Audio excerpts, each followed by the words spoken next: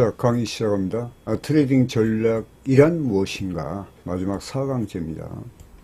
추세 추종 전략이란 무엇이냐는 거죠. 추세 추종 전략은 시장에 진입하고 수익을 극대화하기 위해서 수행하는 전략이며 청산 전략과 연관해서 전략을 수립해야 됩니다. 그리고 청산 전략은 수익을 확보하기 위한 전략도 되지만 시장 상황에 따라 리스크 관리를 행하는 점에서 추세 추종 전략과는 차이가 있다는 거죠. 시장 상황에 따라 리스크 관리에도 청산 전략이 필요하겠죠. 그런데 이제 지금은 이 추세 추종 전략을 다루고 있기 때문에 여기서는 수익을 확보하기 위한 전략이 곧 추세 추종 전략과는 그 리스크 관리와 차이가 있다는 거예요. 자, 수익이 발생하고 있으면 수익을 조기에 확보하려는 심리가 작용하여 작은 수익에 만족하고 청산하는 경우가 많은데, 이런 경험 여러분들 많이 하셨죠?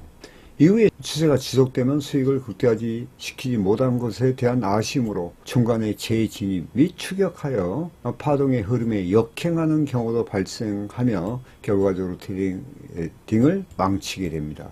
추세 추정 전략은 트레이딩의 흐름을 유지하는 데 아주 중요한 역할을 하는 것입니다. 추세 추정 전략은 추세가 강하게 나올 경우에 그 위력을 발산합니다. 그러나 매번 그런 것은 아닙니다. 한 예로 추세로 수익이 나면 항상 큰 추세만을 생각하는 것도 문제다. 추세 추정을 한번 했어. 그래서 이제 예를 들어서 수익을 좀 봤어요. 근데 이제 거기에 매몰 딱 돼가지고 항상 추세만을 생각하는 거야. 그것도 문제죠. 큰 추세를 먹겠다는 허망된 희망으로 청산 시그널이 발생했음에도 버티다가 오히려 손실로 빠져나온 경우가 있는데, 이를 경험하다 보면 큰 추세가 발생함에도 불구하고 이제 그런 경우에서 허망된 희망으로 청산 시그널이 나왔는데도 청산하지 않고 오히려 버티다가 손실로 빠져나온 경우가 있어. 그러니까 반대로 또 그게 잠재의식 속에 또 각인돼 가지고 이제는 진짜로 큰 추세가 발생했음에도 불구하고 의심을 하게 돼요. 추세를 추종을 못하는 원인을 누가 만든다? 자신이 만드는 거예요. 스스로 만들기도 합니다. 자, 추세 추종을 철학이라고 했는데 그만큼 추세 추종을 한다는 것이 어렵다는 것이며 트레이더가 극복해야 할, 반드시 이루어져야 할 과제인 것이다. 그만큼 어렵다는 거예요. 우리가 또 단타 다계약 쓰는 거 있죠. 예를 들어서 내가 그 이야기를 하는 거예요. 한 계약을 쓰고 벌벌 했던 사람이 지나놓고 나니까 후회되거든. 그 다음에 이제 한번 몽땅 먹어보자 하고, 그러면 한 계약을 뭐 2계약 쓰는 거나 3계약은 괜찮은데 10계약 쓸 수 있냐? 못 씁니다. 왜냐? 무게가 너무 많네. 그러니까 조금만 이제 우리가 파동을 치면서 올라가잖아요. 뭐 상승한다든가 하락한다든가 그러면 그 약간 틈, 즉 말하면 하락 조정의 틈에 그냥 어떤 경우에는 뭐 1000만원, 2000만원이 왔다 갔다 하거든. 나스닥 경우는요. 그럴 때는 그걸 견디지 못합니다. 그러니까 그것을 소화하고 이해할 수 있는 능력이 돼야 돼. 추세 추종은 시장의 위치를 먼저 파악하고 추세의 힘에 대한 강약을 알아야 하며, 이 힘의 강약은요, 이평선이 다 알려줍니다. 자, 추세의 특징과 시장 변화론에 대한 정확한 이해가 없으면 절대 알 수가 없고, 실시간 추세를 관리하는 시스템이 내 안에 없으면 행할 수 없는 전략입니다. 내 안에 없으면 무조건 안 되는 거야. 그러니까 내가 그것을 숙지하고 있어야 되고, 경험, 훈련 이런 걸 통해서 노력을 해야 되죠. 그래야 내 것이 되지. 자, 파동 추세론과 추세 강도에 대한 깊은 이해가 없이는 불가능합니다. 파동 추세론은 뭐냐? 이게 파동과 추세의 기본은 뭐죠? 기준은 이평선이에요. 추세를 관리하는 시스템이란 다름 아니고 이동평균선을 말합니다. 여기 나오잖아요. 이 이평선의 각도가 이걸 알려준다고. 각도가. 자, 이평선과 캔들의 상관관계를 알게 되면 추세 추종을 할 수 있는 근거를 만들 수가 있습니다. 이평선에 대해 철저히 공부하시기 바랍니다. 자, 청산 전략이란 무엇이냐? 청산 전략은 시장에서 빠져나오는 전략이다. 추세 추종을 하는 경우에도 언젠가 청산을 해야 되는데 보다 큰 의미에서 손절도 보면 하나의 청산 전략입니다. 손절은 손절 전략이 있으니 청산 전략은 수익을 확보하는 관점에서 논하면 청산 전략에서 가장 중요한 덕목은 유연성이다. 각 시장에 따른 청산 전략에도 유연성이 필요하지만 청산 후의 재진입도 유연성 없이는 쉽지 않습니다.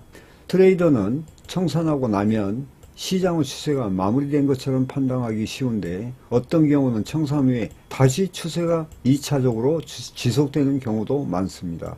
이 경우 재진입할 수 있는 유연성과 배짱이 필요한 것이다. 이게 이제 유연성과 배짱, 이런 두려움, 희망, 조그만 이런 것은 이제 우리가 부정적 심리와 긍정적 심리가 있겠죠. 예.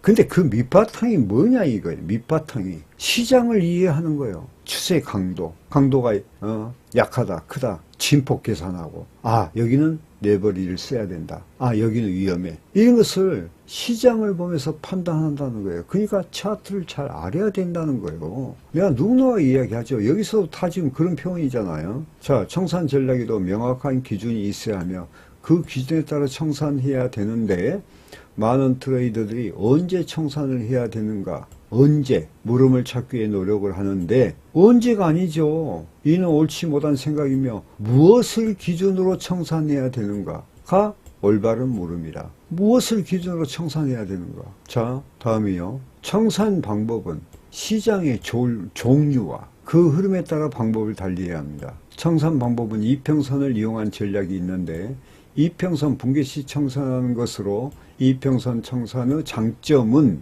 추세가 강할 경우에는 지속할 수 있는 심리적 안정의 힘이 생기는 반면에 추세가 약한 경우에는 손절로 마감할 수 있는 단점을 가지고 있으며 파동을 이용한 청산 전략이 있는데 이는 파동과 추세론과 시장 변화론에 대한 정확한 이해가 없이는 불가능하며 가장 어려운 청산 방법이기도 합니다. 그리고 인위적인 방법은 추세선을 그려서 사용하는 전략 등이 있는데 인위적인 어떤 추세선을 그리는 방법이 있죠. 그것은 요즘에는 거의 선호하지 않습니다. 자, 트레이딩 전략.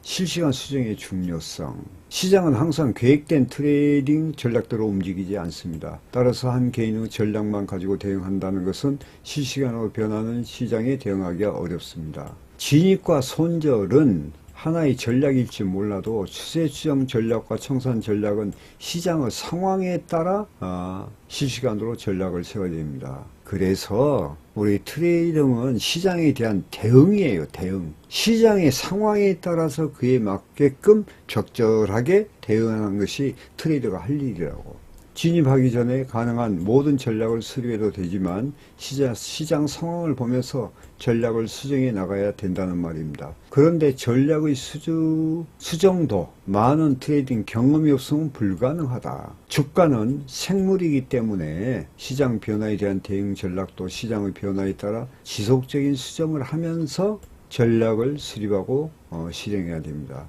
여기 주가는 이제 캔들을 말하는데 가격을 이야기하는 거예요. 이 가격이라 하는 것은 왜 생물이냐 하는 것은 봐보세요. 우리가 시장에 참여하는 사람들이죠. 그러니까 감정이 있죠. 전번 강의에서 시장은 감정의 바다라고 그랬죠.